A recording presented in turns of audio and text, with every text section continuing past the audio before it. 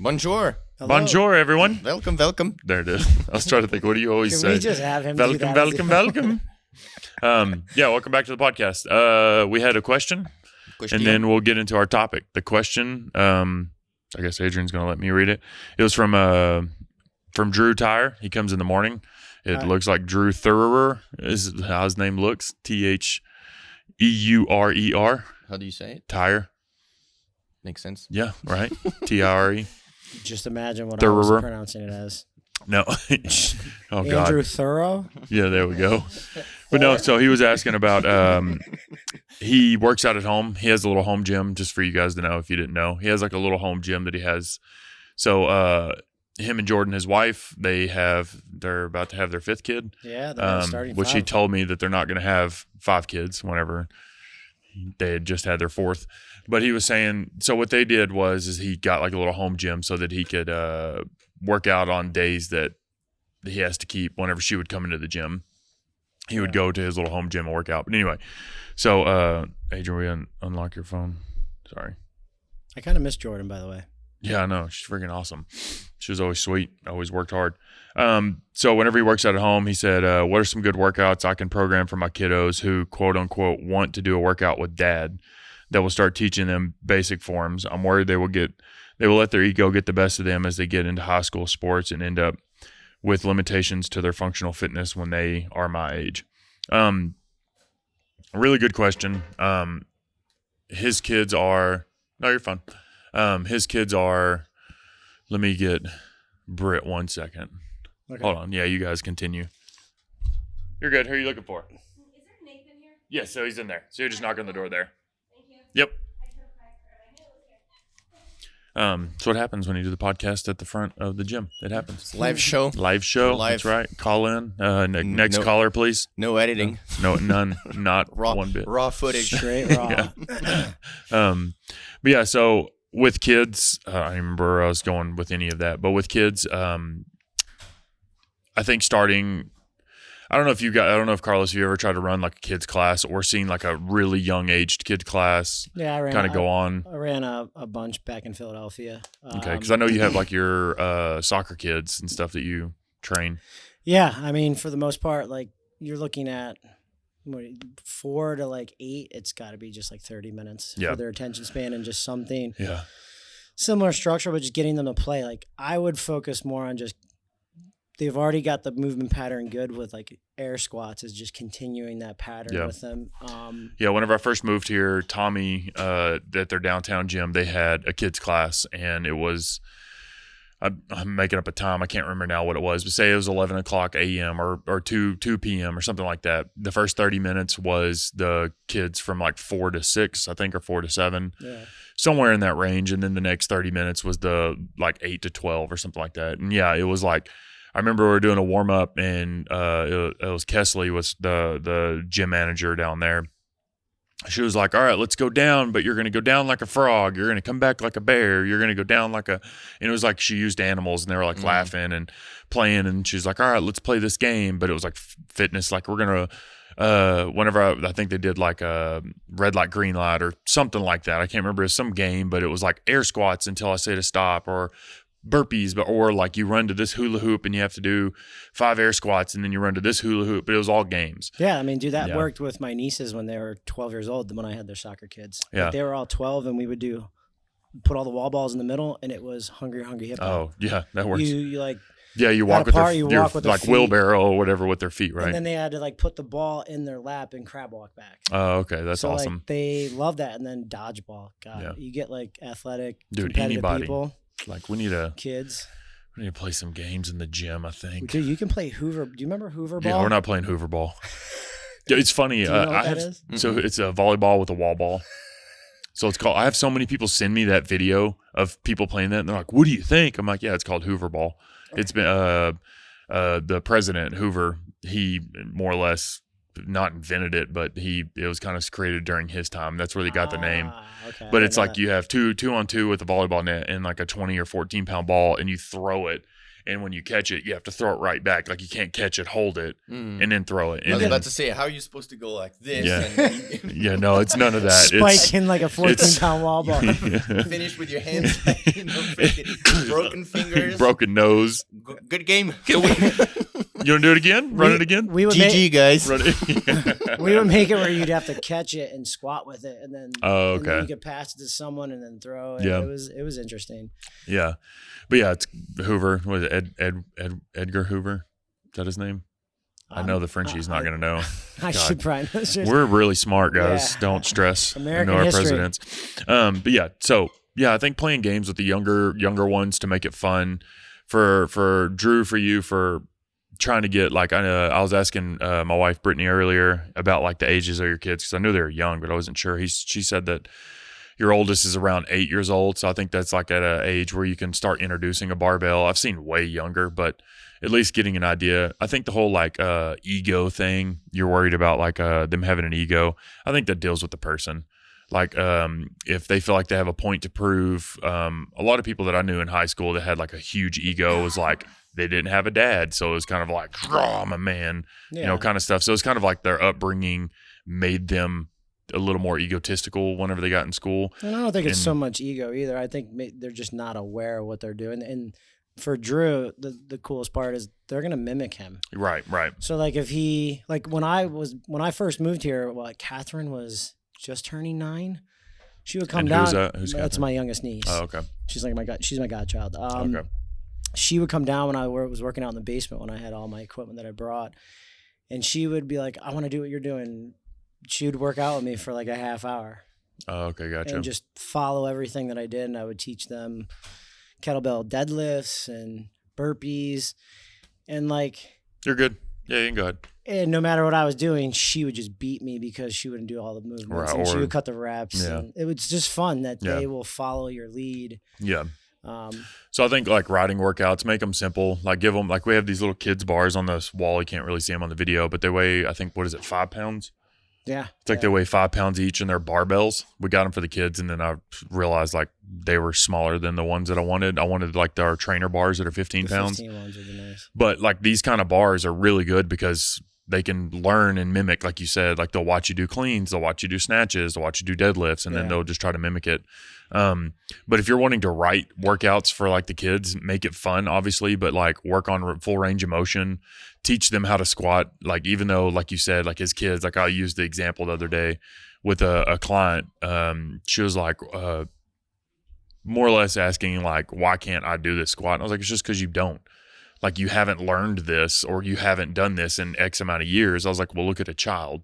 If you ask like a 2-year-old to squat, they have like the perfect squat. I mean, the reason why they do is because I don't know if you know this, but their head's big.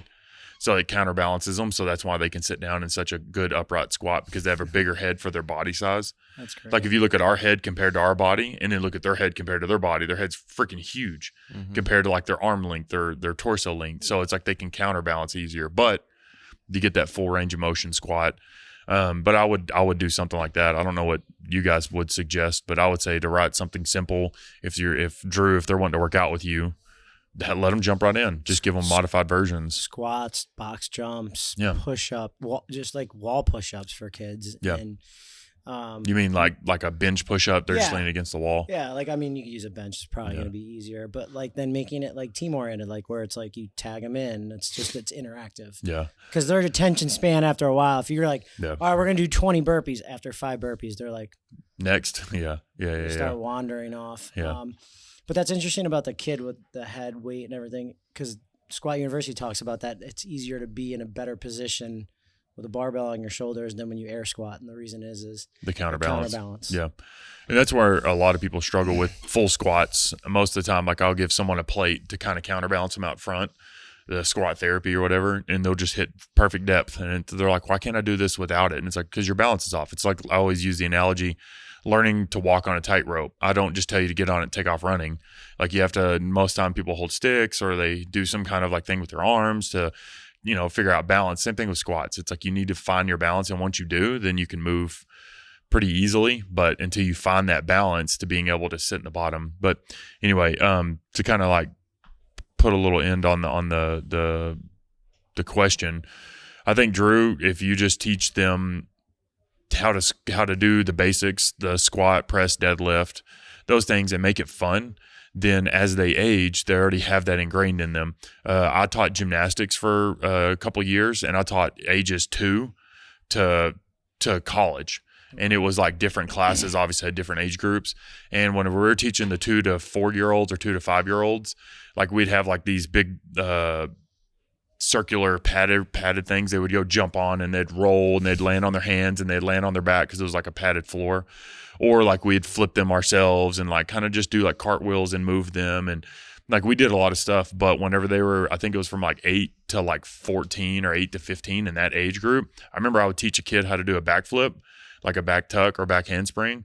Then the next, like they would take off for the summer and then come back in the fall or whatever. It's like they're brand new, like Gumby. They didn't know how to move themselves just because they grew like 8 inches. Yeah. So I had to reteach them how to do different stuff. So like if you kind of set the foundation and then go from there, know that you'll have to reteach certain patterns as they age. That's fine. But I think that them having an idea of how to move and how to do things will help them whenever they get into sports and those things. And then lean into the sports, let them play sports, because being athletic versus being really good at CrossFit, like I always say, I'm the most athletic person you'll ever meet, because like I don't move naturally when it comes to sports, like swinging a bat or playing with a basketball, just because I didn't do those things. But if you ask me to play, I'll keep up with most people. I'm just not very like skilled with those things. So I think letting them, like Rich Froning always talks about, like kids shouldn't be making CrossFit their sole focus. They should be playing sports and using CrossFit to get better at those sports. Yeah, it should be their practice and training regiment to carry over into sports and any other hobby that they like, maybe hiking, snowboarding, skiing. Yeah, exactly. Those type, mountain biking, and just the more lean muscle mass potential when injury happens is going to be less catastrophic versus not having lean muscle. And moving through full range of motion too helps a lot, because that you don't want that to be, because I know some kids, like we have in our kids class, can't squat below parallel. And it's because like their ankles are super tight, their hips are super tight. And I'm like, dude, you're 10 years old. You shouldn't have any limitations at this point. And it's because of we sit in a desk from, kindergarten until we graduate college, basically. So it's like, and then obviously the shoes have thicker heels.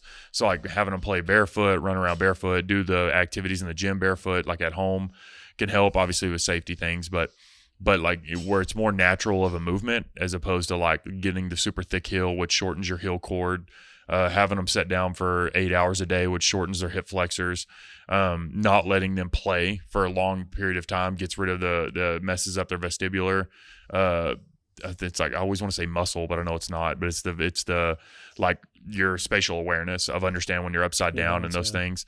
The more that you take away from those things, the less prepared they'll be as adults. Well, he talked about it last week when we talked about lifting at a younger age, and the misguided information from science was you shouldn't let anyone lift at before because like of growth 15 or plates something, and stuff, because you're going to stunt your growth. Yeah. And he talked about it where we'd all be midgets right now.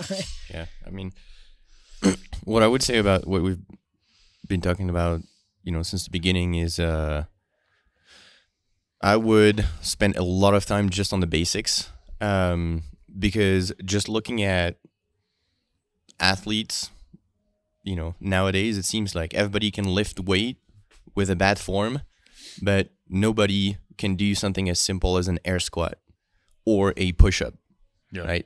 And those are two of the worst moving movements. But those should be the easiest ones, right? Which recruit all your muscles. When you look at athletes, like if it's a workout with a barbell, everybody can move, weight around, and everybody is strong, and it comes down to like the most basic movement, like an air squat or a push up, and then it doesn't look great. So I would definitely spend a lot of time teaching them like good habits before they can be exposed to like bad examples. Yeah. Because if they learn the good habits, then they'll keep them forever. So I would make it like a priority to make sure that they actually move well with their body, they have good body awareness, whether there is a barbell or not. And even just like teaching something as simple as knowing how to do a perfect air squat, a perfect push-up, and a perfect pull-up. I mean, that will transfer to like pretty much everything. Yeah. Which is typically why, in CrossFit, when like in the earlier stages of CrossFit, you would see gymnasts do extremely well because they had amazing body awareness, and then you gave them a barbell and somehow they would learn super quickly. Yeah. Right. And that's why like a lot of people try to put their kids in gymnastics as a young age. Yeah. It's because it helps them with body awareness. So like calisthenics and gymnastics would be a bigger focal point than putting a barbell in their hand immediately. I mean, barbell, but don't restrict them from the barbell because Yeah. that's fun. Barbell is fine too. I mean, if you look at Chinese lifters, they start at a very, very, very young age, and they have the best form in the sport. So I think it's really all about teaching good habits, and I think that would be the responsibility as a parent or as a coach to not let their ego get in the way and try to just get a better time by just doing half reps or really poor quality movements. Right. Yeah, I agree. Like the basics, staying at the basics. Yes. So Drew, whenever you have them work Nail out with the you, basics. Yeah, just focus on like the basics of everyday life, of air squat, push up, maybe even pull up, learning how to do them strict, learning how to do them kipping. But I would say it's just body awareness, the gymnastic side of things. The younger they are, and then as they age, you can start throwing the barbell in their hand and just making sure that it's still sticking to that. And I've also heard that like a lot of kid coaches for barbell stuff, they let them do like 3s and 5s, never 1s, because then they learn how to do things correctly. And once form starts breaking down at like say rep 2 and 3 or rep 4 and 5, then okay, we're done. We're not going up anymore. But if you're always doing 1, 1, 1 or coming back to doing singles, heavy 1 or whatever, there's more potential for form to break down. And at that age, pushing the weight isn't necessarily what you need to be doing for a 1 rep. It's more of for like technique and those things that whenever they start going through puberty and start actually producing the hormones and stuff to help build muscle and strength, they already have the foundations. Now you just build on that. Yeah, I would love for like schools to go back to PE to do something similar. There's like no freaking PE. I was just talking to someone the other day about it. Their kid, like whenever we were kids, I remember, I don't know how it was in Europe, but like I remember when I was in elementary school, PE was like, you had like, I think it was like an hour and a half to go get lunch and to go outside and play. Yeah. And it was like you had this, but I mean, they kind of like, this table would get up and go, whatever. But then once I got in middle school, it was like we had an hour.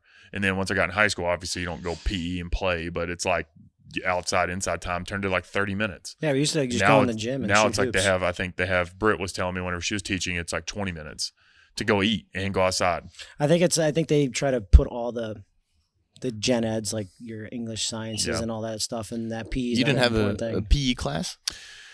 So we had a PE class in elementary school, but we met once a week, and we had athletics in middle school, and we met 3 times a week, or we met every day, but that was athletics. So we did like basketball for a few months, and then we did something else for a few months, and we did something like that. But that was an elective that you got to pick or not. So I could have just not picked athletics and picked something else. I feel like weight training should be in there, and like calisthenics, and like it should be a requirement, because not just for the physical attributes, but it carries over into your academics. Even just playing sports does a lot for kids, just in terms of like, camaraderie, hand-eye coordination. You learn how to handle with like social interactions, the hand-eye coordination.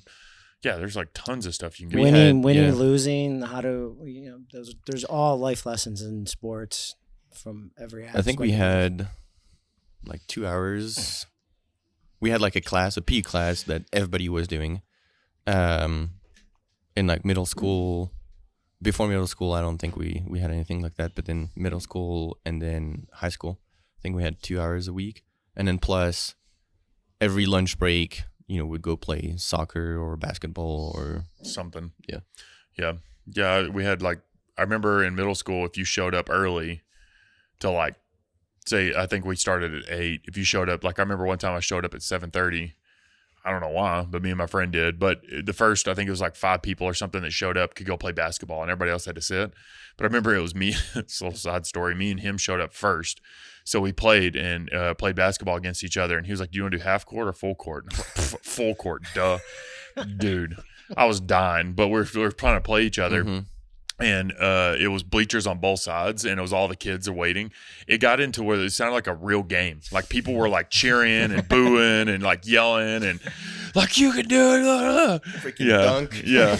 And it was nuts. They're like, you need to dribble the basketball. Yeah, I'm just running with it. But no, it was I was dying, sweating, but it was so funny. It was the only time that ever happened. Like I remember no one else. Anyway, yeah. So I kind of hope that helps Drew. If you want more specific stuff, ask me and I'll kind of give you a little more specific. If anybody on here wants more specific stuff, we can make that a full topic. I mean, we've been talking for a good amount of time about it, but we can make that a full topic of like beginners training, stuff like that. Like getting into it. I think for kids, like, I don't know, like really focusing just on body weight movements at first until they're like perfect and they can do, hundreds of them without ever getting tired, then you can always, add barbells and weights later down the road. But you can become extremely fit by just doing body weight stuff. I agree. I think it carries over to their posture too. I remember like not doing that, and I was always like, "That's me right now." I'm trying to make myself sit upright. I was so bad, and like if they like squatting, this is my comfortable position. Brett always yells at me, "Dude, you have no idea." So this is how I go. All the time. I was watching those podcasts where all of them are sitting upright. I'm like, yeah, you're doing that because the freaking camera's on you. But sucking the gun in. So today's topic, we're going to talk about equipment. And it's not like gym equipment. We're going to talk about like personal equipment. Wrist straps, belts. Yeah. Get out of here. Get out of here, grosso. I don't even know what you're going to go for. Yeah, gear. And that's not for people that know. That's steroids. Steroids. That's another term for steroids is gear. But no, we're talking about like basic gym wear, shoes. Yes. What do you need toe spacers to be a good CrossFitter? Yes. To be the example. To be top tier, you need three weight belts, 3 wrist straps for each arm. There was a girl that was doing a meme, and she's like, "Yeah, CrossFit." She's like, "Yeah, you gotta wear your belt," and then she puts another belt on. Yes. And then she's putting knee sleeves over knee sleeves. Yes. Great. Just walk out, can't move. No, what do you guys like? So what are your, I think the best way to kind of cover this is like must-haves. I like to have, and then I have it, but I don't really use it kind of thing. So Adrian, so let's start with shoes. Cool. Yeah. What kind of shoes? So most of the time, whenever people start with CrossFit or their first 6 months, I'm kind of like, hey, you should get some CrossFit shoes. You should get some CrossFit shoes. You should get some CrossFit shoes. I'm like, just squat barefoot. Yeah, just squat barefoot. Or just take your shoes off. Yeah, because that helps too. But CrossFit shoes, they're flat. There's no, like, on those shoes, it looks like the heel goes up, but it doesn't. There's like very little drop from heel to toe, meaning it's not at a super big angle. So like I talked about earlier with kids' shoes, how they have like a super thick heel and then a very thin where their toe goes. So it's like a high heel basically. Yeah. With CrossFit shoes, it's very flat, sturdy bottom. I've tried all of them, I feel like, except for Noble. I've literally never wore a pair of Noble. Yeah. So typically your shoes go from like, to go just from one end of the spectrum to the other. You have on one end like the running shoe, who's going to be like super flexible, super squishy sole that's supposed to like give you some like rebound when you run and stuff like that. And then on the other end of the spectrum, you have the weightlifting shoe, which is everything like it's super stiff. Literally a piece of wood you're standing on. Yeah. With a 1-inch raised heel. With a heel that, and the purpose of that is to give you more stability when you lift and help a little bit with ankle flexibility, hence the heel at the back. And then somewhere in the middle, you have the CrossFit shoe, which is trying to do a little bit of both. Yeah. Right. So be flexible enough to allow you to run decently, not quite as good as like a running shoe, but still be stable enough so that you could ideally lift with them. but obviously nowhere near as stable as a full-on weightlifting shoe. Full-on rubbish one. Full-on rubbish. So, I personally, so you could like own all three. I used to have like one of each, like a pair of running shoes, pair of CrossFit shoes, and then a pair of lifters. But then as years went by, I realized that I could just use my CrossFit shoes for pretty much everything. Yep. So yes, I mean, you'll run faster with running shoes, slightly faster, and you'll be significantly more stable in weightlifting shoes. But obviously, you can't really change shoes during a workout. I've seen people do it. Yeah. I'm pretty sure I've done it before. Yeah, like a long time ago. Yeah. Like when you're doing pistols and running or something, But it's not ideal. And so for CrossFit, I think you can get by unless you have like severe like mobility restrictions. I think you can get by and do pretty much everything with just a pair of CrossFit shoes. Yeah. And those will last you a long time. Usually they make them, God, pretty durable. I freaking blow through shoes. Really? Yeah, so bad. I remember one time Tommy gave me a pair of shoes, and it was like 4 months later, and he was like, "Jesus, what have you been doing?" I was like, I just wear them. Do you wear this like? Because I'm Walk. I guess I tried. Drag I just your feet. dragging my feet. No, I don't drag my feet. Anyway, go ahead. I wear the same shoe all the time, Yeah, and then same. I buy like 2 pairs, and I end up wearing the same one. Just over and kinda over swap until- 'em. Yeah. Smart. But yeah, Adrian's right. I was similar to him with like, I had the Nike weightlifting shoe. Presley kind of acquired mine. Yeah. Yeah, she has the same size foot as me. That's all right. She's just got a big ass foot.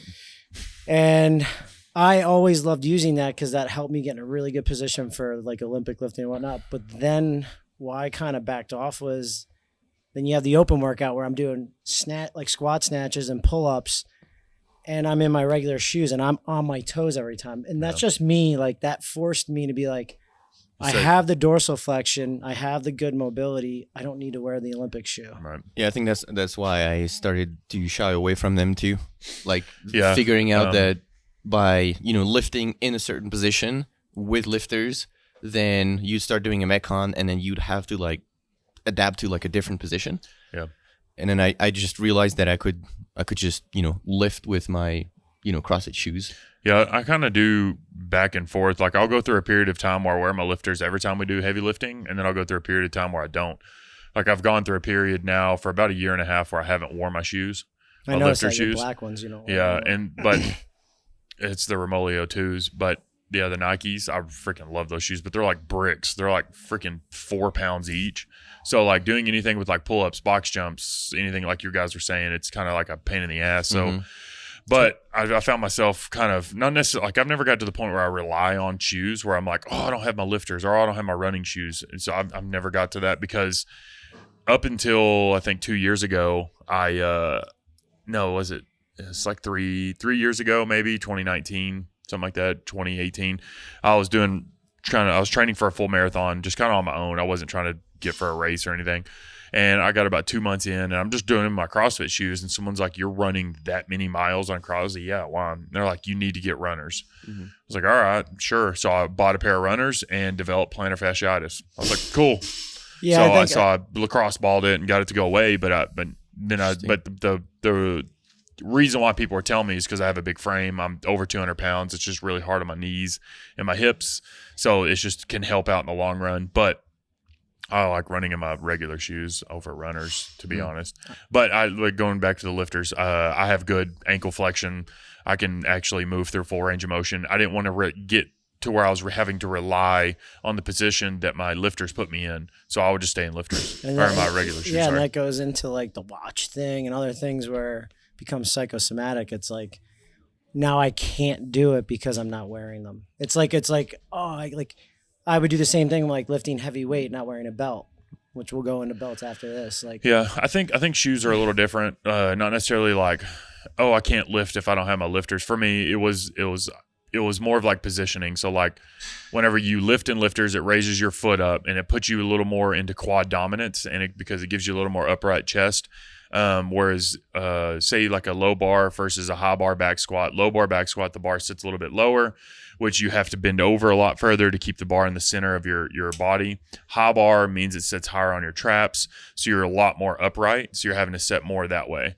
So if I'm wearing lifters, it's going to keep me in a more upright position. So it's going to load my quads a lot more, which is more like a front squat. So whenever you're lifting with lifters, it just kind of distributes where the load is in your legs differently than wearing just a normal pair of shoes. Theoretically, if you have really good ankle mobility, you can set in that position regardless. But if you don't, it'll push you more into that position. So for me, I didn't want it to change my ankle mobility because I am getting now used to lifting with a taller heel. Yeah. So I just stopped. But like I just started doing them again because I'm trying to get my quads to start firing again. So started lifting with them literally yesterday, first time, and I honestly have no idea. But that was kind of my rationale with shoes.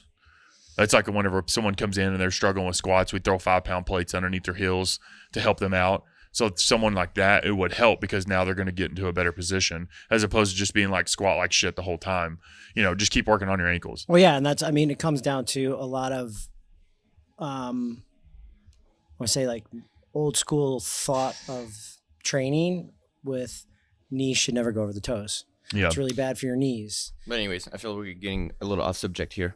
Yeah. So you do need a good pair of shoes. So hard to stay You on do need a subject good pair of sometimes. shoes, and typically you should be able to do pretty much everything with a good pair of what we call CrossFit shoes. Yeah. You You got Reebok, Noble, Yeah. Nike. Nike. I have Rad, which I freaking love. Yeah, so now they're like newer brands. Yeah, the newer brands that are coming out. But yeah, I mean, typically my approach is every year, Black Friday, I go on Reebok. either Reebok or Nike. That's the only two brands I've ever owned. And I'll look for the cheapest black pair of black shoes. Yeah. And those will typically last me a year. Sometimes I'll have to buy, another pair after 6 months, but it's the same process. And that's training 6 days a week, right? Almost, Yeah. roughly. Yeah, basically. So it's like Um, it's not like you guys are going to be overtraining, like that you need to get a new pair every 3-4 months. Yeah. I mean, obviously, if you have the money, well, if you Yeah. want to, you can buy as many pairs as you want. It's You're not just as saying that like just if if you you're buy a being good cost pair, cut, if you buy a good pair, they can last you Yes. a good amount of time. like if you want to buy them as like a fashion attire, then be my guest. Yeah. But yeah, so and like I guess don't be confused because now they have like cross Trainer. running or cross training or whatever Yeah. with like a bigger squishy sole. Stick to like the basic CrossFit shoes. Yeah. Something has a good solid heel. Nike, Metcon, The Nano. Reebok Nanos, Red Bull. I think Red Bull only do CrossFit shoes, right? Red Bull. Noble. Sorry. He's got wings. Oh, okay. I was like, what? Red Bull has a shoe now? Um, No, yeah. Noble shoes are good. They're a little more expensive. I've heard good things. I've also heard bad things. But he also The Rad shoes. I've done Strike Movement. I've done That's what I was gonna different brands. there's also one for like wider feet. Like I like Ultra running shoes. Ultra actually has a CrossFit shoe. It's a flat, hard surface. Oh, really? They're cool. they're pretty ugly, but I'd say next. should be probably let's go I don't know. hands. Like because a lot of people ask about grips and yeah, wrist yeah, wraps. yeah. Grips. I think so. Starting out with CrossFit, it was just kind of like you just shredded your hands and you just dealt with it. Or So you- grips are the like gymnastic grips that you put on like the palm of your hands. Yeah, it normally goes around your wrist and then goes up to your up. and it over your prevents hand. supposed to prevent from ripping Yeah. your hands, which I'm sure has happened to a lot of people. Mm-hmm. Happened to me a decent amount when I first started, and then kind of Stopped. Yep. Yeah, so whenever people do pull-ups, I've noticed just to use pull-ups or even toes to bar as an example. So as you're doing your pull-ups or toes to bar, you start to lose your grip. So your hand kind of spins around the bar, and then you try to readjust your grip to get a better grip, and then it comes back down, and then you go back up and comes back down. So you're just literally wrenching on a bar. So that's typically why.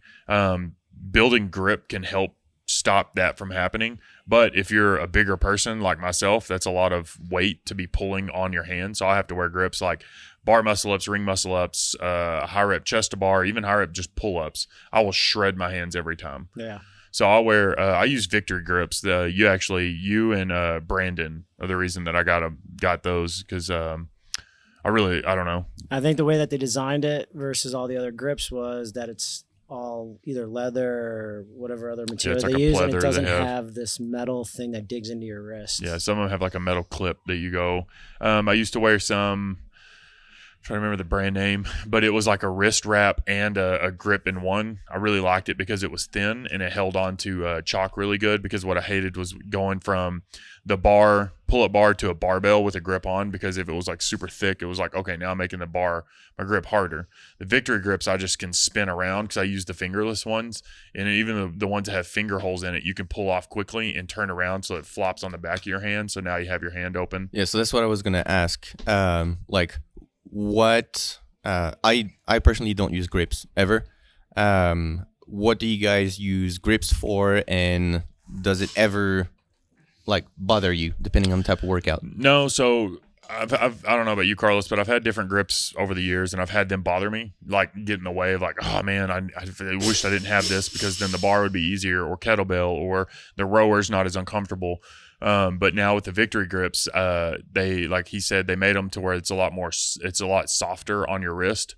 So I have mine, I literally just twist, go. So it's like I have like a little, it's where the strap goes through, it creates this little hole, and I just stick my finger on it, and I literally can just pull it. So it doesn't bother me, but I'll wear my grips because I will inevitably shred my palms. Or I'll tear open like right on the crease of my finger in my palm on the pull-up bar. Like I know all of you guys don't wear grips on the rings. Like if I don't wear grips on the rings, I will just shred open my palm. I've ripped my whole palm off just because of that. And I'm like, whoa. Yeah, it took me a while to get used to using on the rings. Mine is the same thing, just ripping, and then I have that psoriasis in my hand, which is a nightmare. So you have to wear gloves and stuff while you work out. Yeah, I mean, until it's starting to go away a little bit more. But yeah, grips definitely help with, one is just comfort. You can actually kind of cheat a little bit where you like put the straps really far straps around, really out, and you can kind of anchor on your wrist a little bit. Okay, but yeah, it should help. So basically any workout with toes to bar, pull-ups, muscle-ups. Anything on a pull-up bar or rings, I'll use it on. Sometimes I'll use it on like deadlifts, and the reason why is like if it's a bunch of pull-ups and a bunch of deadlifts, that's a lot on your hands, and sometimes the bar will just dig into your hands. Like if you ever done like deadlifts and you feel it press into your Palm. no, what are they? Calluses. So like dig into your calluses really hard. So sometimes I'll just keep the grips on and grab, and I don't use it to like a lifting strap or nothing. I just use it to, like you said, comfort. Yeah. Yeah, I think grips are really good for that. So like Victory is probably the best brand that has 3-finger, 4-finger. I'd say for us, I mean, I know a lot of people that use what's the Bear Complex. Bear Complex. I used a pair of those ones, shredded my palm off. Yeah. One time I was like, I'm going to try these. Got on the pull-up bar, did like 10 pull-ups, came down. I was like, cool. Ripped my hand open. So shoes, very important requirement. Good pair of shoes is priority. Grips, yeah, requirement for you guys. Yeah, I'd say for me on pull-ups especially. Yeah, I would recommend it. Like small volume stuff, I don't know. Sometimes I won't use it. Like if we're doing like 5-10 toes a bar. So toes to bar I won't, because again it goes back to what I was talking about earlier. You can typically just lock in and swing. Yeah. Whereas pull-ups, since you're coming up and over the bar, your hands will have this weightless moment, and then as you're coming down from the pull-up, your hands will rotate or spin around the bar at the bottom, and then as you kip up, they'll rotate. So you're literally just like Adrian likes to start the rower, like how you do like a motorcycle, like your hands are always spinning. Yeah. And that's why. So I think that's why we can get away with it on the toes to bar, because then we're not wrenching our hands, because we're not having this weightless moment. I don't know about with your pull-ups, since you don't ever wear them. I guess your hands, you just keep a good solid grip on it, like you don't really rotate. I'm not entirely sure. I think over the years I've found like different ways to actually hold a bar where if I get to the point where I can feel that it's getting like tender or something. Yeah. Yeah. Then I can slightly switch my grip. Yeah. And I don't know. I guess I like to like have like the direct feel of the bar, whether it's like a barbell or a pull-up bar. Some people are that way in my hand. Yeah, they like to have that that contact. Mm-hmm. Well, usually you have better you can hold on it, where sometimes it feels like you're slipping off the bars here. Like, so where do people buy those grips? So Victory grip. I mean, you can just Google CrossFit gymnastic grips. Okay. Google that, and then you can bring up there's There's so many Like the different Rogue brands. website. Rogue sells their own version. Bear Complex, you have to go to Bear Complex's website. How about Victory. Amazon? Amazon, yeah, there's some on there, but it's just different. It's just like off brands. Like there's so many different brands. It's just for me, I had to find something that was heavy duty enough to hold my fat ass up there on the bar because I've literally ripped through them as I'm going, like doing pull ups, and just feel and it just rips right off. So I've had to find some that were good. Bear Complex are good. I honestly don't know. What's typically the price? So it's been so like $40. Anywhere from like $25 to it could be like I know the new ones are like $80, 60 to 80 something. bucks. Yeah, And it's I have no quality. idea. Like I remember having to replace them every year. The Victory ones you have and I have, I've had my Victories for 2.5 years. Yeah, I used to make them out of goat tape. Yeah, that's I used to back in was the how I day used to before do it. back in the day before they made these, like you would either buy gymnastic grips that were made for gymnasts doing gymnast things, so you would use those, or you would make your own out of goat tape or just regular athletic tape. Those are But yeah, so that's I would just Google CrossFit gymnastic grips, and that'll bring up a plethora of them. And we have a ton here at the gym you can try out in our little basket of what people have left behind. I suggest trying those out to see kind of what works best. We have all different versions. yeah, if you want to try ours. mine, you're more than welcome to try mine. I suggest doing a slightly size bigger than what you think. And the reason why is because I've seen some people get the right size for their hand, and it always seems like it doesn't quite cover as much of their hand as they should. So, like, at least that's the way it was with Victory grips. Yeah. That way they can actually cover their whole hand, and it's not potentially just because I've had some that cover half my hand, and so like my pinky or something like that would still be on, and it would rip. Yeah. So Okay. yeah, And for shoes, you can find them, same thing, Rogue website, Rogue Fitness website, directly on Nike website or Reebok website or Noble or Rad or just I whatever the brand is. Basically, anytime you're dealing with CrossFit stuff, and this goes to like, what is a squat? What is a whatever? What is a apparel to wear? Type in whatever you're looking for, and then put CrossFit at the end of it. Yeah, like workout shoes, CrossFit, and then it'll give you a whole list. Yeah. And budget, I would say, depending on like, I don't know, like whether there's like a sale or not, I would say anywhere from like $80 to $150 for CrossFit shoes. Yeah, yes, exactly. Yep. Okay, moving on. Joint support. So wrist wraps, knee sleeves. Yeah. So for me personally, when I first started, so I have terrible wrist flexion or extension, whatever. I have like it's bad, and it's not from anything. It's just from how my joints are made. So when I first started CrossFit, I had to wear wrist wraps because everything hurt. So for me, it just had to give me support. And basically for the first 4 or 5 years, I wore wrist straps, and I tried the Velcro ones. I've tried the string ones. I've tried all variations, and I've liked them all. And then now I don't wear wrist straps ever. The only time I'll wear wrist straps is if my wrist is just really hurting for some reason, which I don't know, like I fell down or something or hit a tree snowboarding. Did that one year. It was good. It didn't move. But now I don't wear them. But I think wrist straps, I don't know, for you guys, I see Adrian, you wear them all the time. All the time. 2 main reasons. Number one is I have very tiny bones and joints. So if I lift heavy and if I don't give them a little bit of support, then I'm hurting everywhere. Yep. And actually, second reason for wrist wraps is that it's really, really good at stopping the sweat from getting onto your hand, from your arms to your hands. Yeah. I've seen like Lambert wears sweat bands on his wrists like for that reason, little but yeah, tops of socks. But Yes. yeah, I mean they help me a lot in terms of support. I think that's more like, for me it's a requirement, but I think it really depends on the individual. Like some people have really like strong, sturdy joints. I've got really big wrists. Like my joints are actually really and big. So I don't. So yeah.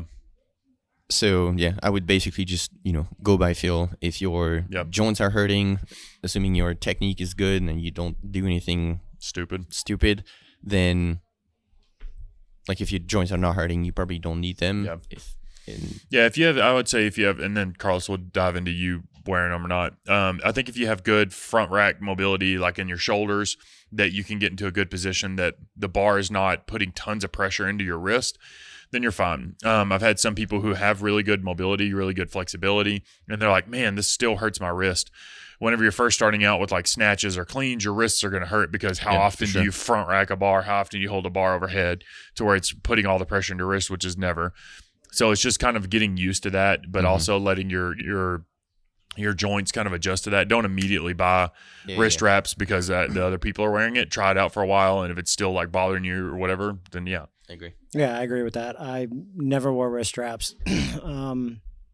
And then started wearing them recently because my forearms have been a little wonky. Mm-hmm. And then yesterday in handstands, I was getting super compressed on my wrist, put them on, and it relieved it a little bit. So everyone's got different reasons. Like his is heavier lifting. Do you use it like when you just have a lighter weight in the Metcon though? I use them All the time now, right? Yes. Okay. even when I sleep. That's awesome. You fighting, doing Ninja Warrior stuff? Yeah. No, I have a barbell. I just He's just doing bench press all night. But yeah, I'll use it for stuff like that. Overall, I think again, like they said, is don't run out and go get it. Like, but if you have if you had broken like your scaphoid or something in your wrist and you have a pre-existing issue with it, yeah, I would wear it. Yeah, if you're fine without it and it never crossed your mind that if it's never been an issue for you, wrist pains or anything like that, just don't worry about it. Yeah, it's not. I've had a few requirement. people in the past. They're like, "Man, my wrist really hurts because they fell down, or let's say they caught a bar wrong or something like that." And they're like, "But I don't want to wear a wrist strap because I don't want it I want it to heal and I want it to get better and I don't want to hinder it."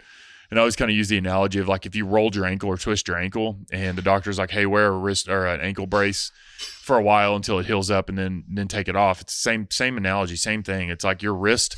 You need a little bit of support, like you're saying, Adrian, to help, like you're saying, Carlos, with your handstands, like it kind of put the pressure into the wrist strap as opposed to all the way into your wrist. Dude, that's fine. Wear it until it starts to feel better. Try a few without it. That's what I kind of did was I would always wear my wrist straps on any kind of barbell lifting of any kind. Then I went to where I was like, I would wear it once or twice a week to where I was like every 3 or 4 weeks I'd put it back on for a couple more weeks to where I just stopped wearing them altogether. So it was kind of like I slowly built the strength in my wrists until they were good to handle the load and handle those things. Yeah. Knee sleeves, I wear them all the time because I have busty knees. But I would say knee sleeves is the same reasoning. Yeah. Like if keeps the joint warm. I had a friend of mine tell me, he was like, he thinks that once you start wearing knee sleeves, he's like, then you have to continuously wear them. I would say if you start wearing them, there's no going back, unfortunately. Yeah. I reversed it, but I was super dependent on it. Like, dude, I couldn't if you asked me to do pistols and I wasn't wearing knee sleeves, I couldn't even do. Was that more of a mental thing, or was that? Yeah, but it also kept like I feel like it got bitter cold. It kept your do a lot of things because of your mental. It would keep your knees warm though. So there was besides the mental part, there was a physical thing, and I used to wear the Tony Komomos that were really super thick, like 7 millimeters, 7 millimeters. 7 millimeters, and I wore them a size too small. So like in one workout, Good. I think your I feet split were it. Purple. No, I split it in half, and I'm not that big. My legs aren't that big. So, but it acted almost. It was like cheating. Yeah, it's like knee wraps. So I use those too. A little side knee wraps. A lot of Olympic weightlifters, powerlifters will use those because it will literally help add 10 to 20 pounds to your lifts because it is helping your knee extend because of the stretchy nature of it. But with knee sleeves, I like that you touched on the warmth of it. That's keeping that joint warm is going to help a lot. Mm-hmm. For me, if I go in cold with no knee sleeves on, my knees, I just want to cry. Mm-hmm. It just hurts so bad. Feels arthritic. Feels like bone on bone. Right? But that being said, if you have like very healthy knees and you never experience any knee pains or anything like that, it's far from being a requirement. Unless you like, I've seen people wear it. Go ahead, Carlos. No, go ahead. I knew you were going to say. I was going to say, I've seen people wear one knee sleeve. It's because like, my left knee bugs me every once in a while. Yeah, wear the one knee sleeve. Or like if you're doing lunges or burpee, you're going to do a ton of burpees. It helps the pressure on the padding on the knees. Like if burpees, I don't know, but lunges for sure. I see what you're saying from hitting the ground, but yeah, lunges for sure. I've come up after and I'm like, oh man, I was kind of banging my knees on those burpees. I didn't realize it, but lunges for sure. But a little touch on that. So at the old gym, we had thicker floor mats than we do at this new gym. So at the old gym, I could get away with letting my knee hit the ground a little bit harder. And I later figured out that it's a weakness that I have. But I was letting my knee hit the ground really hard. Moved to the new gym, have thinner mats, still doing the same thing, fractured my patella. So I have a divot in my right patella. And I didn't know that was what that was. I was talking to Nate, the chiropractor, and I was like, yeah, I got a divot in my right knee. And he was like, oh, yeah, you fractured it. And every time I hit the ground on it, certain spots, it's like it feels like a hot knife being stabbed into my kneecap. But yeah. Remember, I was asking you if that to the same feeling in my left knee. That's why whenever you said that, I was like, but I didn't really want to say anything because for you, it's going to be like, oh, my knee is shattered. So cut it off. Get rid of it. Cut it off. I'm gonna be on crutches tomorrow. He's going to be wearing a knee sleeve and knee wraps and knee support in his crutches. In my defense, you guys, I'm not that bad. Usually there is something wrong. Like, remember when I tore my 2 muscles? You're like, oh, you all right? And I pull my. It was all black and blue. I was honestly surprised to see it was black and blue. But yeah, so hypochondriac over here. Yeah, no, you really are. So my knee, wearing the knee sleeves and stuff, wear them, but don't rely on them to cushion your knee hitting the ground. Yeah, and wash them. And and if it's never crossed your mind, like if you've never had any knee issues and you feel just fine without them, then just don't worry about them. Yeah. Weightlifting belt. Oh, this is my favorite. Let's chat. The worst of them all. I wear it all the time. I'll start this one off because Good. I like it. I love weightlifting belts. It helped me lift so much more heavier weight. More heavier. I like it. Or more with a more gooder form. Yep. Super better, gooder. Much more gooder.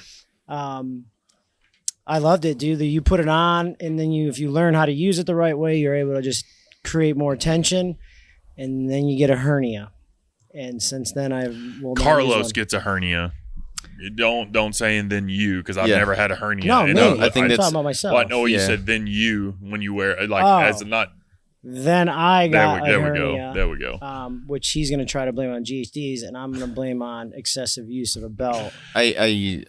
I don't think it's either or. I think some people are genetically predisposed to getting a hernia, and so it's actually fairly common. Carlos said that about me blaming that. It's because he would do upwards to 300-400 GHD sit-ups and toes to bar at least 2 to 3 times a week, and I was like, bro, that's a lot. And then I guess coupled with the belt happened.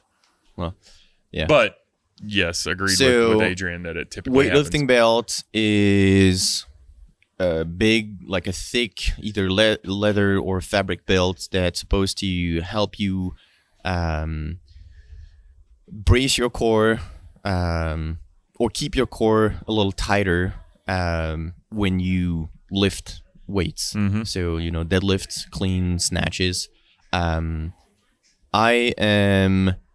me, my opinion on those is, so I extremely rarely wear them. I'm only gonna.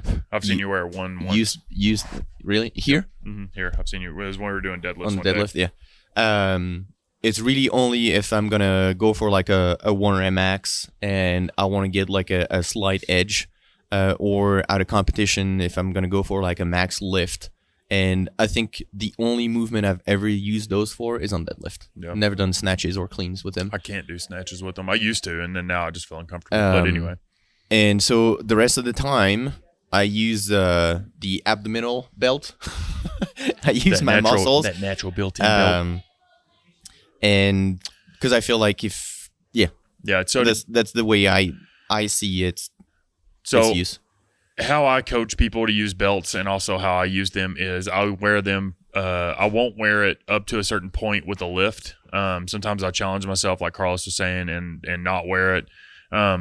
But think of your core, like your core being the front and back of your midsection. It's like a Coke can. As soon as you let pressure out of that Coke can, you can crush it. But if you have all that pressure in there, it won't crush. So whenever you're wearing a belt, all you're doing is just adding support around it. Whenever I wear them, I personally exhale completely, tied it down as hard as I can. That way, whenever I take a giant breath and then do my lift, I'm able to expand my stomach and back into that belt to create more tension and to give me some feedback for pushing into it to try to hold a little bit tighter of a core. My core is not strong enough to be able to squat as heavy as I want or do cleans as heavy as I want. I'll fold every time. Once I get near maximal loads, snatches, I'm fine. But I think this tends to go back to the conversation we're talking about knee sleeves and wrist straps and those things. Go as long as you can without it.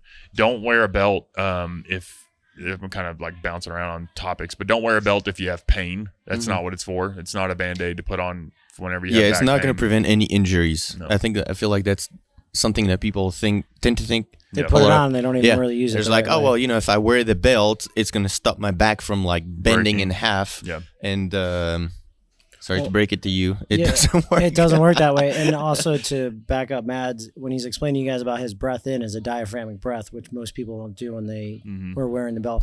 I'm not saying everyone, but everyone's gotten better. I know you'd explain it. And I'm never going to push people away from it. Like if they're using it right, hell yeah, use it. Like I'm not going to say take the belt off. We're going to be no belt gym. Right. No, what I normally tell people whenever they start, like the question always is, hey, I see people wear a belt. Should I start wearing one? And I ask them like, well, does your core normally let go when you lift? And they're like, well, I don't know, or yes, or no. And I'll tell them, okay, well, what I typically do is lift until I feel like I can't support it anymore with my core, and then I go to a belt. And that's not to say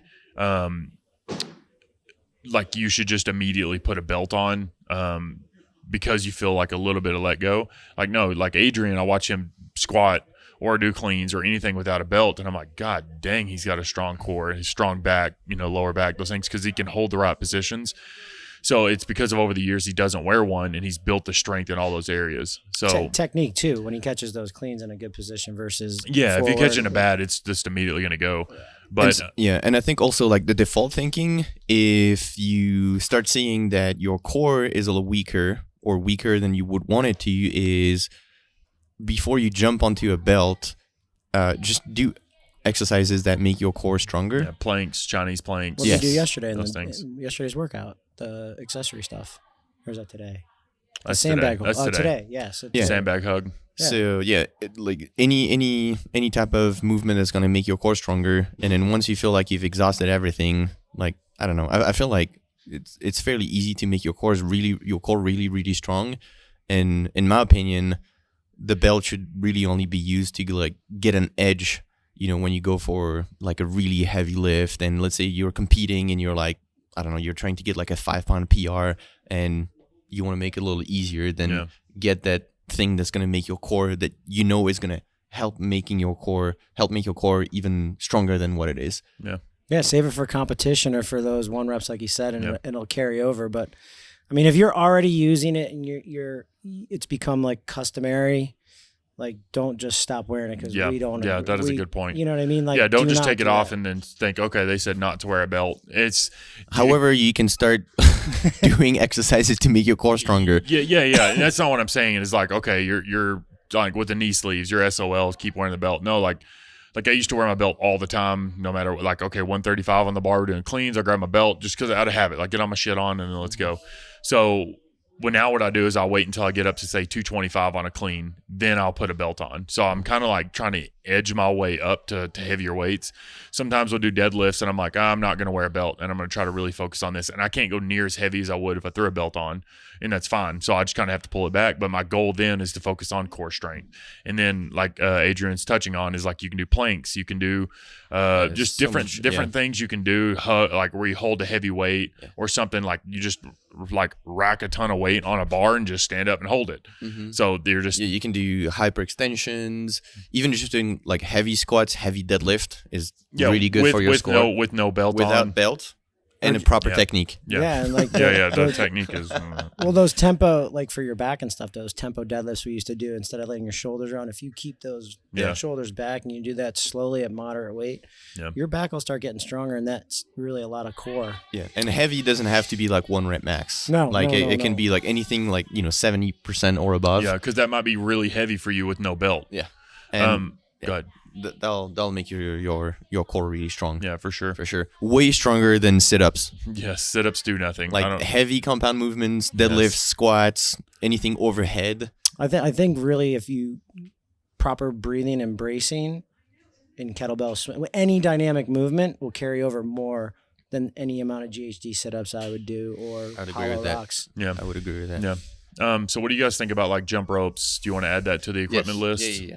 Jump rope, very important. Yes. I actually think it really, I think most people underestimate how important it is to Have your own rope. have your own rope, especially when you're learning. Learning using something that's not the perfect size for you. Yeah, so like I bought jump ropes for the gym. I have the RPM ropes, and each one has height ranges. So that's a range. So it'll be like 5'5" to 5'10". So it's like that's a 5-inch difference. That's a lot of difference on the rope. So like Inches. Yeah. So learning with something that's either not the perfect size for you, or if you have to like change every so often, that'll really mess you up. Yeah. Ropes are super cheap. Maybe like, I don't know, like 20. Yeah, you can get them a good one. $10. You can get $10 to the ones that we got are like $60. Yeah. So the anywhere ones that from mean- like, $10 to $100. Yeah. Just you can go as fancy as you want. I'm sure you can probably even find some that are more Again, than if it says Mass Fraser on it. For this one, Google speed rope CrossFit or jump rope CrossFit. Then Do something cut like it that. to your preferred size. I mean, obviously people have slightly different techniques when they do. Some people like super short ropes. Some people like slightly longer ropes. Yeah. But find what works best for you and then stick to that, and you'll see that it'll You'll make learn. learning double unders So much super easy. Yeah, and then once you are super efficient, you can use any rope. Yeah. You can kind of get Yeah. away. I remember I was Well, listening. I mean, to- obviously, if it's not a I was 6 foot listening person. to a podcast. It's probably like freaking 7 years ago.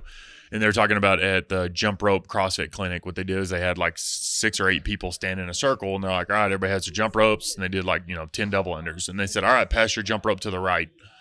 And they were like, what? And it was like, you should be able to do double unders with any, depending. Like if You someone's can change 4'11", I can't probably do it. I have to super hunch over because I'm 6'2". So it's Whack kind the of shit out of your head. exactly. But to learn and But yes. like double unders, I feel like is learning, that one you movement need- that so many people struggle with. Yes.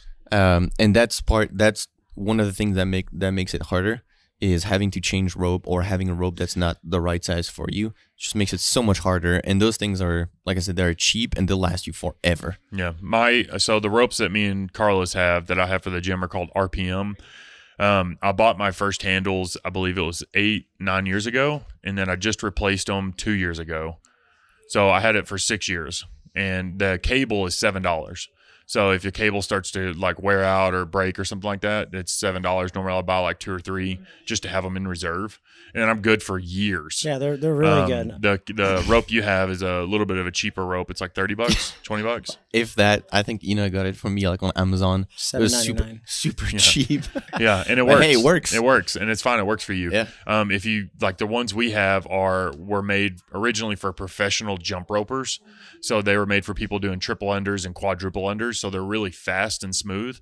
So it just feels almost effortless, and it turns into like more cardio as opposed to like me having to like really work to get the rope around and think about it. So it makes it a lot easier. But it's all, there's tons of ropes. Like you said, there's like Matt Frazier has a Rogue rope. Chris Beeler has a Rogue rope. Like if you go on Rogue Fitness, there's the RPMs on there. There's tons on there. You can Google whatever. But yes, I agree. I think if starting out CrossFit or you've been doing it for like 6-8 months, something like that, shoes and a jump rope is like a must buy. Do yourself a favor, yeah. And it could good go- pair of shoes and a jump rope. Yeah, and you're good. And you it don't could- have to buy anything else like Yeah. specific. Nope. And you could go anywhere with those two things. Yeah, I always bring my You know- rope and my grips with me everywhere we go. Like sometimes I'll leave my, shoes. Obviously, I just wear those, but I tried to get a kettlebell once, but that doesn't work out. Getting on a plane. No. makes sense. Okay, what else? Weight vest. Because that at some point I remember, man, people I'm used to a guy- wear those in like every other workout. Yeah. I got a It's natural. kind of like I a got a trend. natural one right here. I'm good. Weight No. vest. I think weight vests have a time and place. I think I don't know. I think if you're trying to train for something, wear a weight vest. If you're like a hunter and you got to be able to pack out some meat or something like that, yes, wear a weight vest. But like weight vests and everyday training, I think is overkill. I think the reason why is because during COVID, whenever the shutdown happened, there was a group of guys and girls from the gym that all met at the track, and they'd go running around the track. And they would do like push-ups, air squats, those kinds of things. That's all you could do. So they all started wearing weight vests to make it a little bit harder because just running tends to get old whenever you're a CrossFitter. So it's kind of like, oh, let's wear a weight vest to make it harder. And then whenever they came in to take whenever class kind of re-upped and we were able to open the gym again, it was kind of like, oh, we all have this weight vest. Let's wear them once a week. So I started trying to write workouts. So it'll be like, if you have a vest, wear it. Because it was like they spent How much are They're those? they're like $300. Dude. Yeah, for a weight vest for like one of the 511 tactical ones.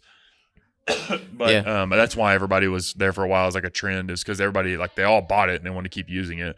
I don't think weight vests, that's like after you've bought the weightlifting shoes, the running shoes, the wrist straps, all those things we've The talked sunglasses. about, the hats, the Hair the hair ties. gel, Yeah, the hair ties. hair gel for Carlos. Yeah. I think it's okay to get the vest, but because like everybody, and the last thing with the weight vest that I'm going to say is, if you plan on doing Murph with a weight vest, you need to train with that weight vest at least leading up. And I don't mean wear it in class. Just do some pull-ups, push-ups, and air squats, and maybe go run a 400 with the weight vest at least a month out from us doing Murph. Because most of the time, everybody, the week of Murph, they're like, hey, do you have an extra weight vest I could wear? No, because it's going to be covered in your sweat, and that is gross. Anyway. I mean, yeah, I have one of them. I thought it was super cool, and I bought it, and I only ever wear it for Murph. I don't even think I knew you had one. Yeah, I didn't either. Yeah. But yeah, I only I'm wear not sure mine where for it is, Murph. but I do have one. Yeah, I only wear mine for Murph, and that's it. Yeah, same. I don't have one. I use your. You do always use mine, and you like how I said it's covered in your sweat, It's covered in your sweat. And which then it's mine. It's Yeah, like oh man, I don't want to wear my underwear because it's covered in my sweat. Well, no, I'll never ask someone to use their stuff before I've they watched use it. it. I feel like that's. What else you got? I think the rest is really just like, I don't know, Toe spacers? useless, like toe spacers, Listen. elevation mask.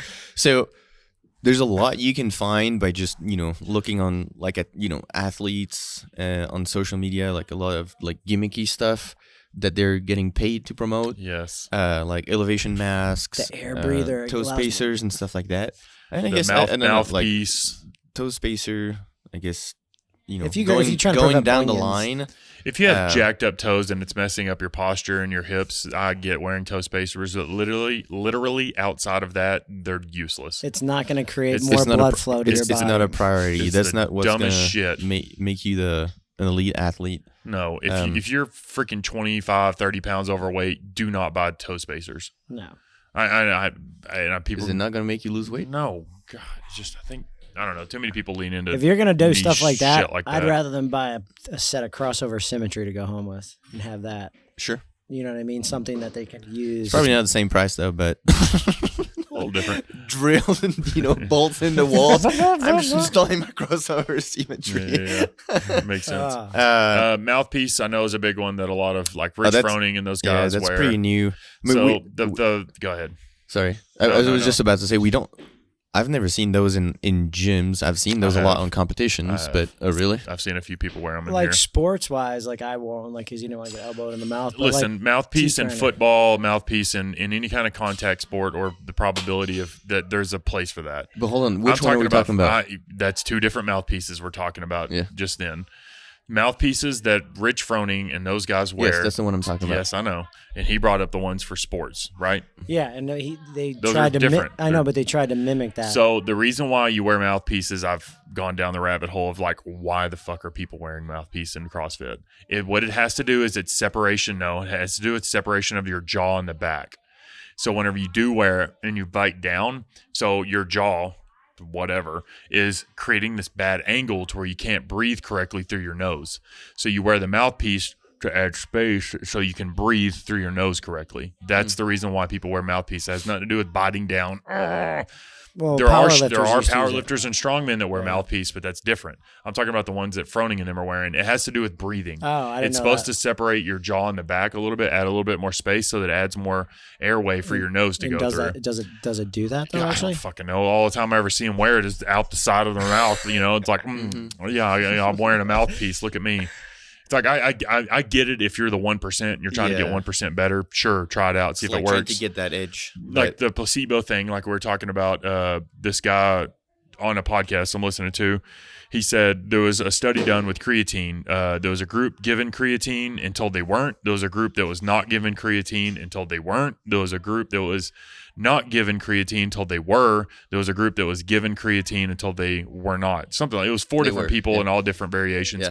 And he goes, you know what really set it all off, whatever they were told. Yeah, so it's a Placebo. placebo, but it's also like what you suggest to someone is what the outcome is. Yes, and I think that a lot of that has to do with that. I mean, if you're like, man, I just feel good when I wear my mouthpiece, sure, fine. go ahead. Oh, I just feel good when I wear my toe spacers, sure, go ahead. But it's like, don't do these things expecting to get fitter, healthier, lose weight, get better at muscle ups, get whatever. Don't. It's to me, It's not a requirement. Yeah. I just feel like CrossFit, in the CrossFit space throughout the years, since we've been doing it for a while, we've kind of seen from 2010 CrossFit Games. Obviously, it's been 2008 was the first games, but 2010 was where they went to ESPN and went to Carson. From that point on, like one year, everybody was doing ice baths immediately after the workout. Everybody was getting in the Normatec boots. Mm-hmm. Everybody was doing the E-Stem, the Compex. Everybody was now they're all doing the massage guns. Do we usually car buffers? Theragun. Yeah, or the car buffers. It's like I feel like every year there's a new thing at the CrossFit Games, and the thing that was last year is no longer the KT tape that everybody had on their joints. One year, everybody was covered head to toe of KT tape, Dude. and they're like, "Oh, this helps so much," and I'm sure it does. But it's like I feel like every year there is some new this gadget. Yes, gadget is going to help you. Yeah, and that's why I was telling him, like when he first started, or me, it was you had a roll of athletic tape and your Chuck Taylors. That was it. Yeah, That's what you went to the gym with. You didn't have a jump rope. They gave you a jump rope. There was no two sets of shoes. You ran a mile in whatever shoes Chucks, you had. and then you lifted in them, and it was so easy. And then, you start as the years went on. I'm like, dude, my bag is full of so much stuff. I'm like, yeah. I just think that with and then you feel like you have to use it all. Yeah, like if you don't use you it, bought it. You bought it. You got to use it. But I think kind of bringing it full circle with equipment, basics, shoes and a jump rope. If you have bad knees or achy knees or something like that, knee sleeves can help. That's not going to fix the problem, but that they can help. Like I have achy bad knees. I'm trying to do PT to fix them. My knee sleeves just help. Yeah. Wrist straps, if you have dainty wrists or if you have some kind of wrist problem, something like that, that can help. Belts, don't rely on them unless you're trying to max out or something like that. Build your core, really work on making that solid. Yeah, for people that sweat, like wrist Or sweat, yeah. Like he'll wear his wrist Headbands, straps really loose, but they'll catch the sweat, stuff like that. Like if you work out in a super humid area like Florida or like for us back in Oklahoma, wearing something like that can help a ton. Yeah. Yeah, I don't know. Was there No, I think that's a good. I think that's good summary. Yeah, I think it's Cool. very simple, good explanation for every one of the items that they need, and cool? we're always around here if you need any. All right. more Yeah. questions. Again, if you have any questions, Yeah, Drew, thank you for the question. comment in the section below. Down below, I love when people do that. There's going to be a link. Like and subscribe. There's not. I don't know how to do that. You'll get a preview Right of here. all this. Right here. Anyway, yeah. All right. Appreciate it. But yeah. Good chat today, guys. Yeah. Yep. All right. Later. Peace. Later.